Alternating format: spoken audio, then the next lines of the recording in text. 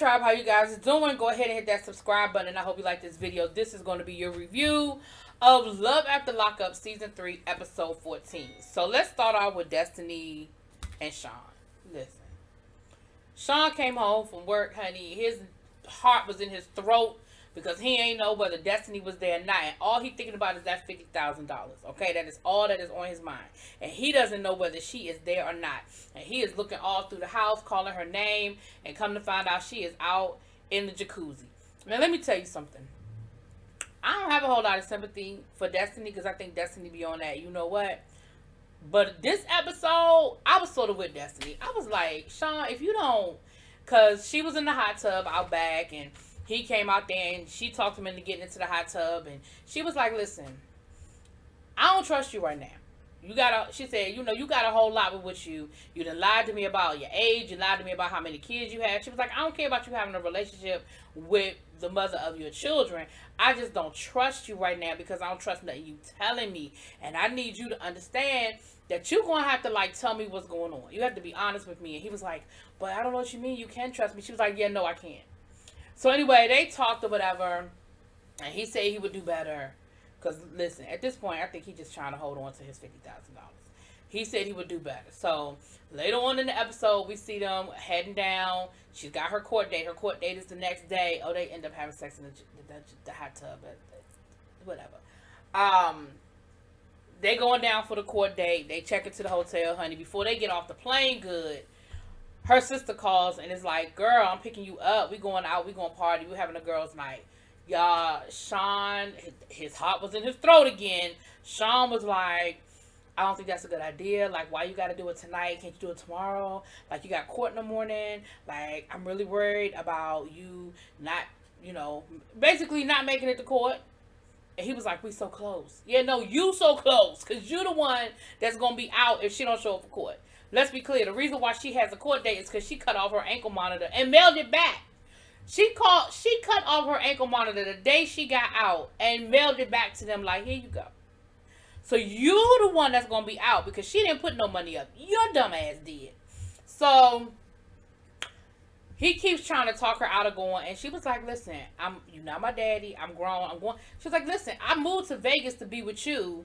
So I'm going out with my sister. Like, I'm going to see my family. Like, what's the big deal? And here's the thing. I 100% feel where Destiny is coming from. Like I said, I understand what Sean's concern is, but my thing is, if you was going to be this pressed, dude, you just should have said no. Like, don't do nothing for that. Like, you just should have said no. She said, I understand how important this is. I understand what's on the line. She said, you know what? I'm going to show up for court just so you can't keep bringing this shit up because I'm really tired of you and this $50,000. Y'all, they went to the casino, and of course they buying drinks and shit using his credit card. But why?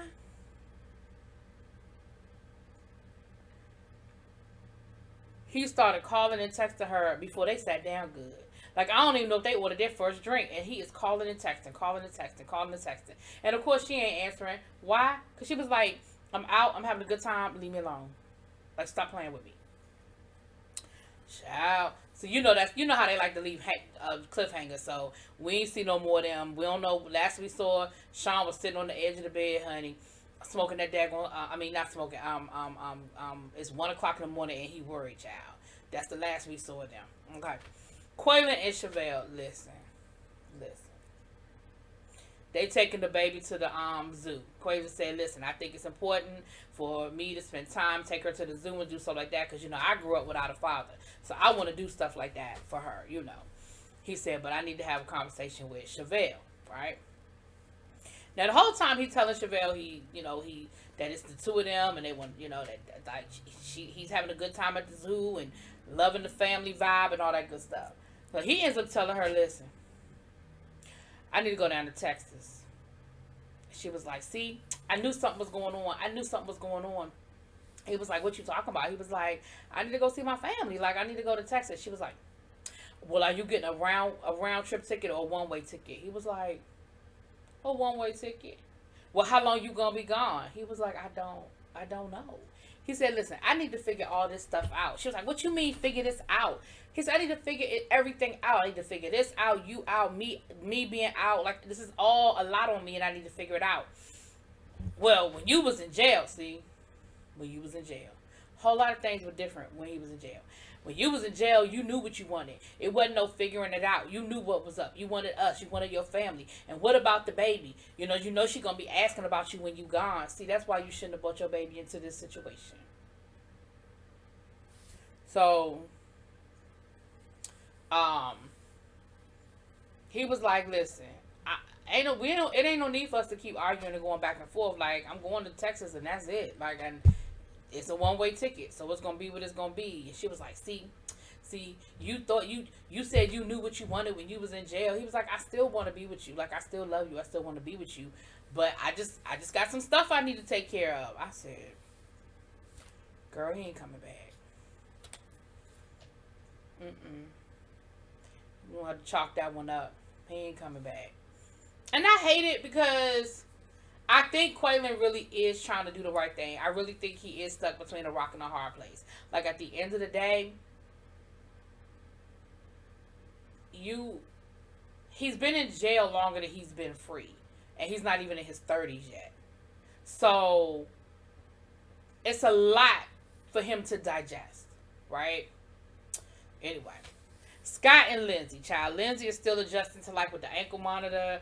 The ankle monitor doesn't get good reception in the house, so she got to go outside every day and walk around so they know she there, but she can't go past her property line.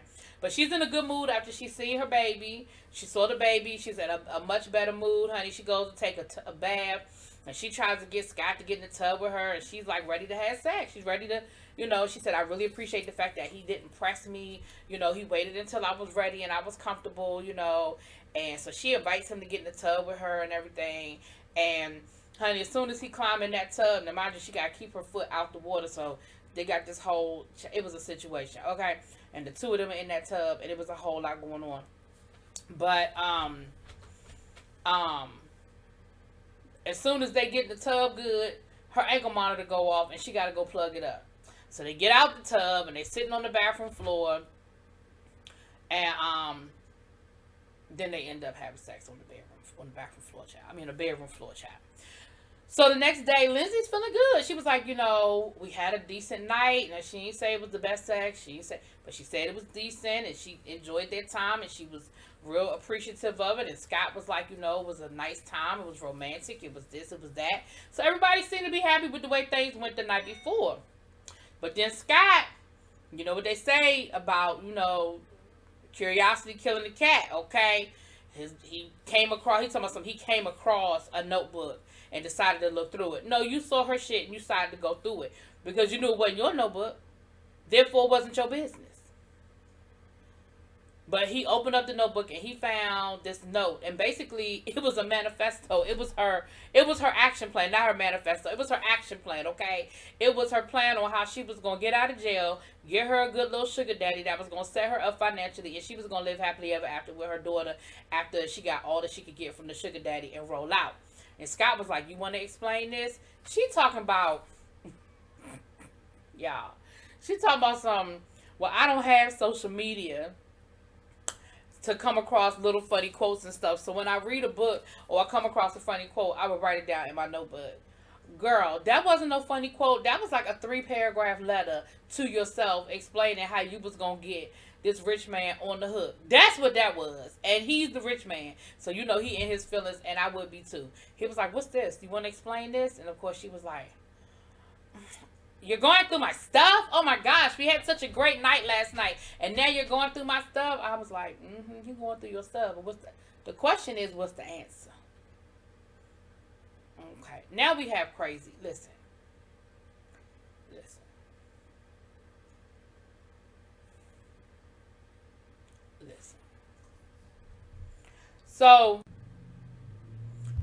So we have Dylan and Heather, right? Now, remember, Heather acted a fool. She took off from the aunt's house. They riding down the highway, and she's explaining to Dylan what her issue is. She said, my problem is You know, I'm appreciative to my aunt and everything. Like, I appreciate everything she did for me. But, like, you weren't showing me any attention. And, you know, we were supposed to basically go in the back bedroom and, you know, get some hop on pop. Shout out to Jada Nerd going on. We were supposed to be getting it in instead of you sitting there talking to my aunts and going through the family photo album. And I'm just, you know, like, I need some alone time with you. Like, it's been a long time. I've been waiting for this. And I think I'm gonna give Heather a little bit of the benefit of the doubt. A little bit. Meaning, you know how you plan for something and you have in your mind how it's supposed to go. You're going to meet this person for the first time. Your first date is going to be like this. Y'all are going to do this. Y'all are going to go here. It's going to be all romantic. It's going to end up with, you know, rose petals on the bedroom, you know, on the bedspread and candles. You know what I'm saying? And I think that's what Heather had in mind. And she already didn't have the optimal situation where her aunt having to live in her aunt's house. So she already was feeling some kind of way about that. And I think that she really just had in her mind that things were going to go a certain way. Okay, that's me giving her the benefit of the doubt. But Dylan was like, okay, I'm really starting to see some red flags here. Like, if she's jealous of her 90-year-old aunt on oxygen, what's she going to do when a woman really flirts with me? What's she going to do when I'm at the gym? Hell, what's she going to do if we have a female mailman or male woman and she think that the woman want me? Like, you tripping this hard over a 90-year-old woman on oxygen? Like, Houston, we have a problem. Then to make matters worse, the aunt calls and says, yeah, your probation officer is here waiting for you, sir. So now they got to turn around and get back to the house before the probation officer leaves, or his ass going to end up in jail again. Heather is driving like a bat out of hell. And again, on one hand, hell, she's trying to get him there. But his thing is, don't get pulled over and then I'm really going back to jail. Don't get in an accident. Like, let's make it happen. She said they were about 10 or 15 minutes away from the house. Now, here's the thing. When people say that they lying. Because she hesitated. When he said, well, how far are we from the house? And she said she don't know. You know because you live here. You know how far from where I am now to where we need to go. So for her to say 10 or 15 minutes, add another 10, 15 minutes to that. Okay? She was trying to make him feel good. That's why she put that damn pedal to the metal and rolled the hell out. Anyway, y'all. So, I think that's it. I think that's all the people we visited. Because they left it there. You know, like I said, y'all know how they like to do these cliffhangers. So, they left it there. I think that's all the people we visited this episode. Oh shoot, I'm missing John and Christina. It's John and Christina. So honey, remember the last we saw them, her the halfway house was scooping her up because they had figured out that they was playing games with the rules and they was really having an all day date while she was supposed to be looking for a job. So she is restricted to the halfway house unless she's going to work, and he is off of her visiting list, right? So all they can do is talk on the phone. Now this fool talking about she got a job at the car wash, but the car wash don't even pay her bills. And because she has to pay it at the halfway house, I think it's like $100 a week, he said. And he said she don't even make that much at the car wash. So what he has done is he drives down to where she lives, where the halfway house is, and he hides money in places that she'll find it so that she can have some cash. First of all, he said, well, I'm not giving it to her because he's not allowed to give her money. I'm not giving it to her, and I'm not putting her name on the envelopes. I'm just, basically letting her know where I leave the money. And I mean, if somebody else finds it, oh, well, they find it. But, if she happens to find it, I was like, on one hand, that's kind of genius. But on the other hand, dude.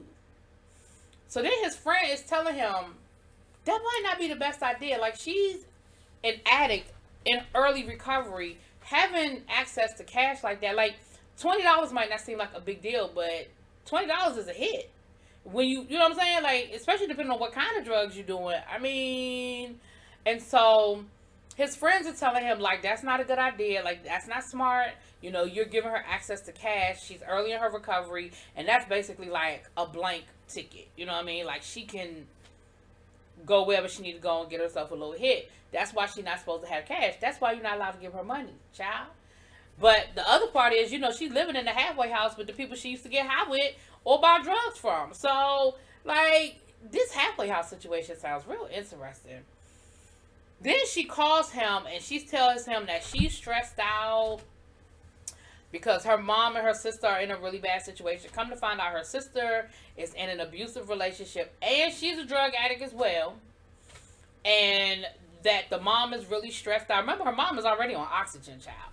The mom is really stressed out and worried about everything that's going on around them. So she says, well, can they come live with you? Who? Honey, he gonna say, yeah, they could come. Now, I mean, he hesitated. He didn't want to do it. But, of course, he did. And once again, his friends was telling him, you can't be inviting other people's problems into your house. That is not, like, they were like, they don't have nobody else. They don't have nowhere else they can go. They don't have nobody else they can stay with. Like, that is not a good idea. That is not the answer, sir. Sir, that is not the answer. And so, honey, that's kind of where it ended. Now, they showed us the previews for next week, and it looked like that she in some trouble, honey. Look like she relapses and some more stuff is going on. So we'll get to that next week. Okay, now that is what we got this week. Okay, so y'all let me know what y'all think about these cast of characters. And let me say this.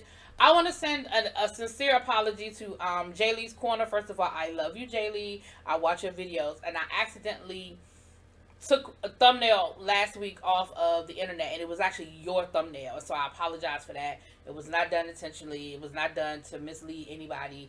I honestly didn't see you at the bottom of the thumbnail. So if you're watching this, or if anybody who watches Jaylee's Corner, I don't know if she knew that it happened, because I changed it as soon as somebody brought it to my attention. But I just want you to know that it was an accident. It was done out of no malice or anything like that.